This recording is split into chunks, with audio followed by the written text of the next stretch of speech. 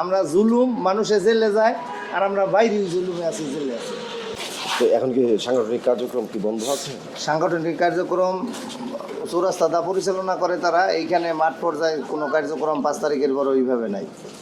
Card রেনু বা শ্রমিক নিয়ে ওইরকম কাজকর্ম নাই। আমরা যারা আছি সবাই সমন্বয় করে চলতেছি, সবাই করি। আর আমরা 5 তারিখের পরে আন্দোলন সংগ্রাম অনেক করছি, পেপার পত্রিকায় আসছে, এই অনলাইনেও যারা নিউজ পোর্টাল এই গাজীপুরের আছে তারা করছে। এই জায়গা নিয়ে আমরা, এই জায়গাটা হইলো সরকারের বিবি সম্পত্তি।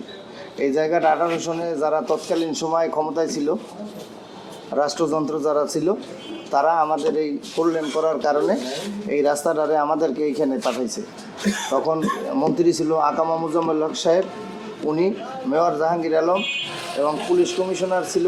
ওনারা সবাই অনাপত্তিপত্র দিলেও, সিটি কর্পোরেশন, পুলিশ কমিশনার সকল কিছু অনাপত্তিপত্র দিলেও জাগাজে লিড ছিল জিয়াউদ্দিন, উনি একজন শিল্পপতি। উনি গিয়া আদালতে এক মামলা করেন, মামলায় হারছে। তারপর তত্ত্বাবধায়কের আমলে দীর্ঘ সময় কাউকেই দেওয়া হয় না। আমরা বারবার চাইছি যে সরকারি যে নিয়ম আছে, নিয়ম মেনে আমাদের টার্মিনালের নামে জনস্বার্থে ব্যবহারের জন্য লিজ দেওয়া হোক। আমাদেরকে না দিয়া এই জমিটা উনি আবার এই মহিলা বদলি হওয়ার আগে, মহিলা ছিল একজন, উনি বদলি হওয়ার আগে এটা দিয়ে গেছিলেন। কাকে দিচ্ছে? ওই জিয়াউদ্দিনকে দিয়ে গেছিলেন। এরপরে লিজ দিয়ে গেছে। লিজ দিলে আমরা আর এইটা নিয়ে উচ্ছেদে আসে নাই কেউ। আমরা ডিসির কাছে ওই লিজ বাতিলের আবেদন করি। মন্ত্রণালয়ে গেছিলাম, তত্ত্বাবধায়কের আমলে আমি নিজেও গেছিলাম।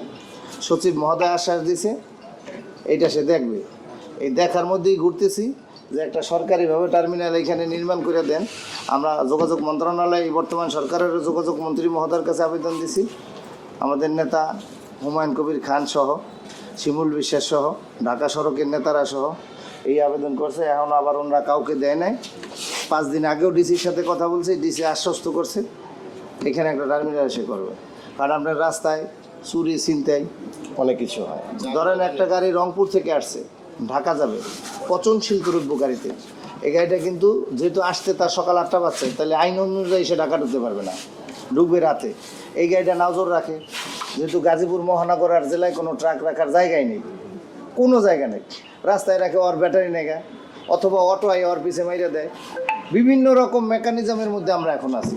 আমরা জুলুম, মানুষে জেলে যায় আর আমরা বাইরেও জুলুমে আছি, জেলে আছি। এই হলো আমাদের অবস্থা। ওই যে টার্মিনালের অফিস, এটা 2-3 বার ভাঙছে, 2-3 বার এই মামলা মোকদ্দমা করছি আমরা। এই চড়াই উতরে পারে এখন এই অবস্থা হয়েছে। এই যে অবস্থা, এই যে আমরা মালমূল, এই যে টাকা যারা এখানে মালিক আছে, শ্রমিক তো আর দেয় না, যারা মালিক আছে এরা নিজেরাই নাইট গার্ড রাখছে। এরা নিজেরাই ওই যে নাইট গার্ডের টাকা থেকে যদি কিছু সঞ্চয় থাকে, এই যে ওই বছরে এই মালটাল ফেলায়। ওই যে দেখেন লাইট জায়গা, সিসি ক্যামেরা লাগাইছিলাম, এর সব ভেঙেছিল, ফেলাই দিয়েছে, সব ফেলাই দিয়েছে। অর্থাৎ এইটা হলো মানে তারা একটা